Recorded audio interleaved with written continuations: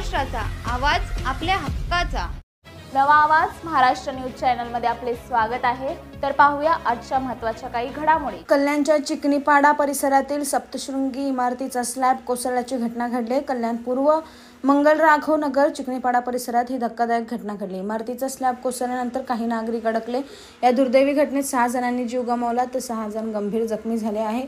या घटनेने कल्याणमध्ये खळबळ उडाली।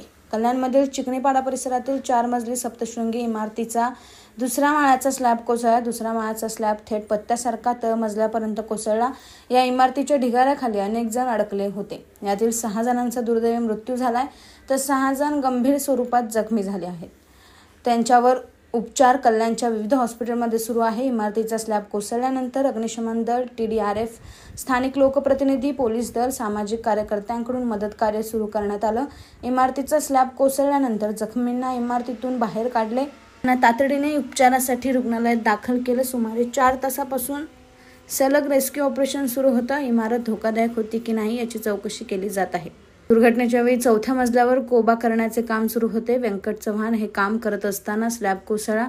त्यांच्यासोबत काम करणारे जितेंद्र गुप्ता जेवणासाठी खाली गेले होते आणि त्यामुळे ते बचावलेत।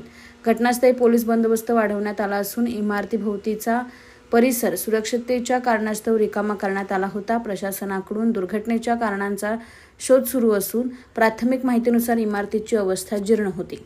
जैसा की आपल्याला माहिती आहे, आपल्या कल्याण डोंबिवली महानगरपालिका अंतर्गत कल्याण पूर्व या ठिकाणी सप्तशृंगी कोऑपरेटिव्ह सोसायटी अंतर्गत जी बिल्डिंग होती त्याच्यातला एक भाग मधला स्लॅब खाली पडल्यामुळे 12 लोक अडकले होते। त्याच्यातलं अजून रेस्क्यू ऑपरेशन चालू आहे। जवळजवळ 3 तासपासून रेस्क्यू ऑपरेशन चालू आहे। त्याच्यामध्ये महानगरपालिकाची सगळी टीम, लोकल प्रशासनची टीम, महसूल प्रशासन, आरोग्य प्रशासन, माननीय आमदार गायकवाड मॅडम, इतर लोकप्रतिनिधी, सर्व नागरिकही इथे उपस्थित आहेत, त्यांच्या सहकार्य लाभत आहेत। सिव्हिल डिफेन्सची ही टीम आपल्यासोबत आहे। विशेष करून TDRF Thane disaster response force यांची एक विशेष तुकडी इथे येऊन आपली मदत करत आहे।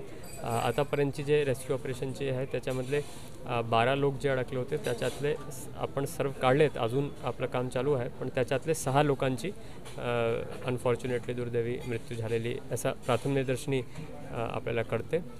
त्यांना आपण रुक्मिणीबाई हॉस्पिटलला पाठवलेलं आणि पुढची कारवाई त्यांच्या डॉक्टरमार्फत होईल।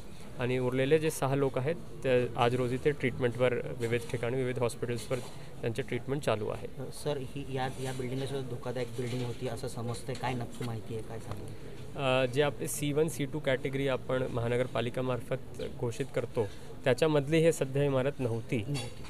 पण तरी आपण मागे प्री मॉन्सून ॲक्टिव्हिटी म्हणून आवाहन केला होता की प्रत्येकाने त्यांचे स्ट्रक्चरल ऑडिट करून घ्यावं, म्हणून तसे यांना आपण एक हे केलं होतं, कळवलं होतं की स्ट्रक्चरल ऑडिट करणं गरजेचं राहील। मात्र जे प्रथम निदर्शनी माहिती असं कळते की आतलं स्लॅबच्या काही डागडुजी आणि ते चालू होतं आणि चालू असताना हे घटना घडली असं कळते। इस बड़े डिजिटल दुनिया में हर बिजनेस की एक कहानी है जो सुनाई जानी बाकी है। THRM में हम आपके डिजिटल सपनों को हकीकत में बदलते हैं। सोशल मीडिया से लेकर वेबसाइट्स तक, SEO से लेकर गूगल माई बिजनेस तक, हम आपकी ऑनलाइन प्रेजेंस मैनेज करते हैं, वो भी ऐसे प्राइसेस में जो आपकी जेब पर भारी ना पड़े। उल्लासनगर से लेकर फोर्ट मुंबई तक हम आपके डिजिटल सफर में आपका साथ देंगे। हमारे साथ जुड़िए और अपने बिजनेस को डिजिटल युग में फलते फूलते देखिए। THRM डिजिटल मार्केटिंग एजेंसी, जहां से आपका डिजिटल सफर शुरू होता है। बातम्या पाहण्यासाठी चॅनलला सबस्क्राइब करा, बेल आयकॉनवर क्लिक करा आणि रहा सतत अपडेट।